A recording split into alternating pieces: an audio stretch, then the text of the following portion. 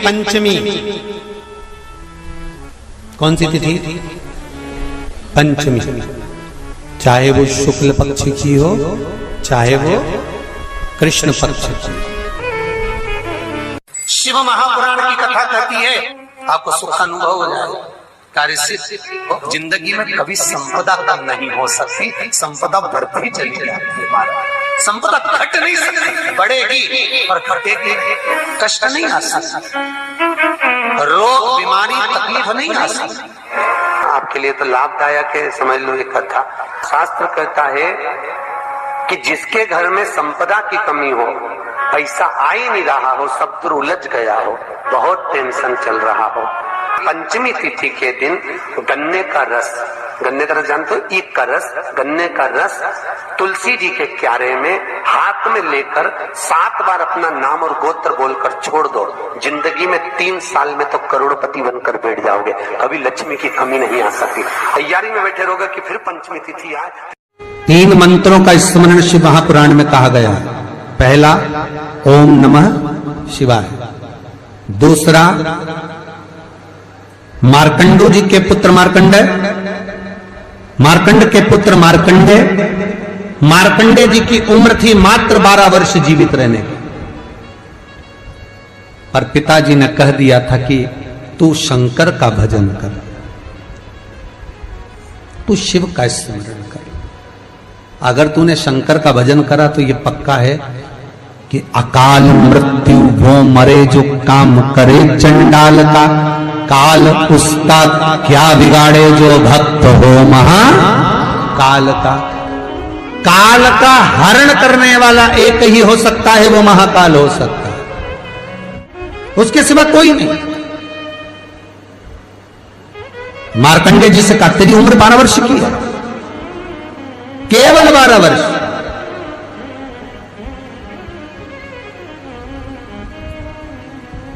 पूछा पिता जी से चरण पकड़कर मार्कंडेय जी पूछते हैं, मैं 12 वर्ष बाद मर जाऊंगा? हाँ, प्राण छूट जाएंगे। हाँ,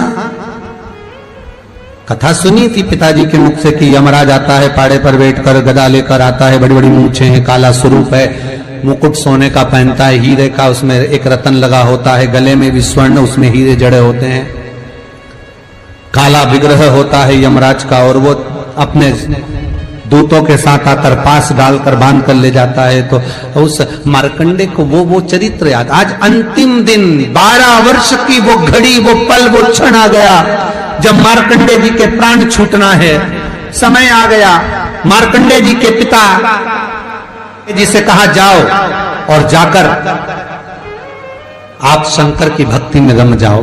पिताजी और माताजी भी लग गए, मार्कंडेय जी भी लग गए। मार्कंडेय जी को लेने के लिए यमदूत आ गए, डर गया। थोड़ी देर बाद यमदूत देखे कि शंकर का अनुमोदन कर रहा है, वापिस चले गए। यमराज आ गया, वही पाड़े पर बैठकर, वही भैंसे पर बैठकर, वही काला स्वरूप। डर लग गया 12 साल के बच्चे को। उसने शंकर का शिवलिंग पकड़ लिया, गले से लगा लिया, शंभो मुझे डर लग रहा है, शंकर मुझे भय लग रहा है। और तब तेज तेज महामृत्युंजय मंत्र को, वैदिक मंत्र को पुकारना प्रारंभ करा। जब 33 अक्षर के उस महामृत्युंजय मंत्र को पुकारा, शंकर सामने खड़ा हो गया। यमराज पीछे हट गया कि ये अब मेरा है, इसको तू नहीं मार सकता।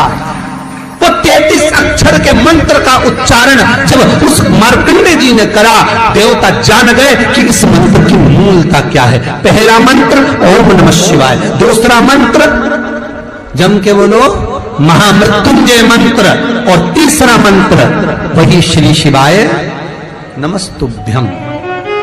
ध्यान दीजिएगा, मंत्र के 3 क्रम है, वैदिक, तांत्रिक, शाब्दिक। मंत्र के 3 क्रम है। तीनों मंत्र देख लीजिए, तीनों का क्रम देख लीजिए। महामृत्युंजय मंत्र वैदिक मंत्र, इसको जब ब्राह्मण जपता है, कुशा का आसन बिछाकर, मौन रहकर, घट की जिह्वा से जपता है। अगर याद नहीं रहता तो भी धीमा धीमा बोलता है, तेज नहीं। महामृत्युंजय का जाप अनुष्ठान, सामने कलश स्थापन कर कर प्रेम से 1100, 11,000, 1.25 लाख अनुष्ठान किया जाता है। ओम नमः शिवाय का जाप चलते फिरते किया जा सकता है। श्री शिवाय नमस्तुभ्यम शाब्दिक मंत्र है। इस मंत्र का प्रयोग के लिए ना आसन की जरूरत है, ना तब साधना की जरूरत है। जब जब पर हो शंकर साक्षी। हाँ, कोई रोग आ गया, कोई बीमारी आ गई, कोई कष्ट आ गया, बहुत भारी आ गया, तो महामृत्युंजय का स्मरण शंकर की साक्षी में होना चाहिए। वो 33 अक्षर का महामृत्युंजय मंत्र, वैदिक मंत्र, शिव की साक्षी में। पर दुनिया के लोग आज वो चिल्ला चिल्ला के उस मंत्र का स्मरण करते हैं, वो श्रेष्ठ नहीं है। नहा रहे हो, सोचादित कर्म में जा रहे हो और वो डब्बा लगा दिया,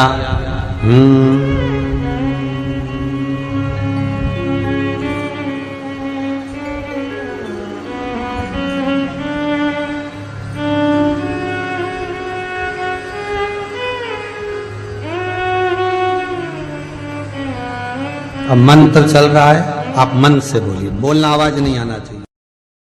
आज भी स्कंद पुराण कहती है कि भगवान शंकर ने अन्नपूर्णा के दरवाजे पर पहुंचकर जब काशी में भिक्षा मांगी थी तो अन्नपूर्णा ने कहा था, ए शंकर, मैं उस गरीब से गरीब व्यक्ति का भी भंडार भर के रखूंगी, बस एक गलती नहीं होना चाहिए कि जहां भोजन बने उस स्थान पर बैठकर, उस स्थान पर खड़े होकर भोजन बनाते समय उस भंडार गृह में जूता नहीं होना चाहिए।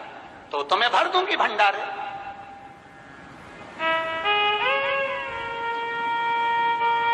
जिस प्लेटफॉर्म पर खड़े होकर माताएं भोजन बनाती ना, सब्जी बघारती, वहीं पे हाथ में लेके चख लेती।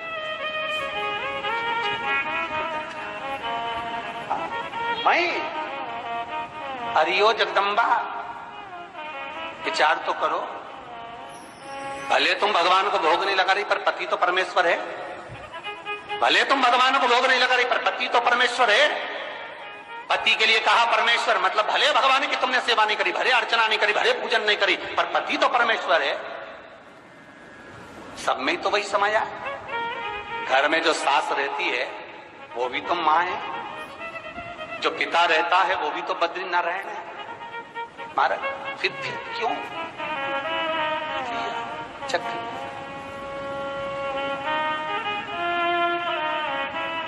तुम चक कर भी बनाना तो भी तुम्हारे घर में स्वाद नहीं रहेगा। और जिस मंदिर में, आश्रम में, भंडारे में जब तक भगवान का भोग नहीं लगता तब तक चखा नहीं जाता, चाहे नमक डला ना डला, मिर्ची डली ना डली, शक्कर डली ना डली, भंडारे के भोजन में जो मिला दिया, आखिरी में फिर भगवान ने अगर पा लिया तब चखा गया कि अब भोजन में स्वाद है कि नहीं है। तो कभी अन्नकूट की जो सामग्री बनती है, सब्जी बनती है, राम भाजी बनती है, राम भाजा बनता है, मिक्स वेज सब्जी बनती है, भगवान के भंडारे की कद्दू की सब्जी बनती है, उसमें आप भले मिर्ची ना डली, नमक ना डला, फिर भी घर में एक पूरी खाते होगे, वहां 4 निपटा क्या होगा? क्यों? क्योंकि वहां अन्नपूर्णा स्वयं देने के लिए तैयार खड़ी है। और हमारे घर में तुम चक के बना रही, बेटे को दूध भी दे रही तो बोतल में से 2 बूंद टपका के पहले चक ले रही। बाहर चले जाओ, बाहर चख सकते हो, बाहर जाकर पाओ, फिर बच्चे के लिए दूध में शक्कर मिला लो। चाय बनाते हुए गैस के ऊपर चाय रखी है, मई उकल रही, मई से चाय की चन्नी से लेके फिर चख ली। कैसे आए रे अन्नपूर्णा, ये तो बताओ। लोग कहते हैं हमारे घर में सारा सुख है गुरुजी, पर शांति नहीं है। हमने शांति ना जाने चली गई क्योंकि किचन में किचकिच भरा गई। शांति कहां से होगी?